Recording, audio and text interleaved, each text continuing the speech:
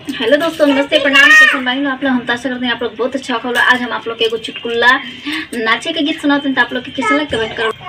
तुरली करैलिया पतवा लिखली वियोग हो, तुरली करैलिया पतवा लिखली वियोग, सगर कमैया राजा हमरे के दिहा हो, सगर कमैया हमरे के दिहा हो, सगर कमैया धनिया तोहरे के देबो, अपने नाई हरवा धनिया को बहू न जइयो, अपने नाई हरवा धनी को बहू न जइयो, अपने नाई हरवा राजा को बहू हम न जइबो, अपनो बहिनिया राजा को न बोलैया, अपनो बहिनिया राजा को न बोलैया, तुरली करैलिया पतिया लिखली वियोग हो, तुरली करैलिया पति लिखली वियोग हो।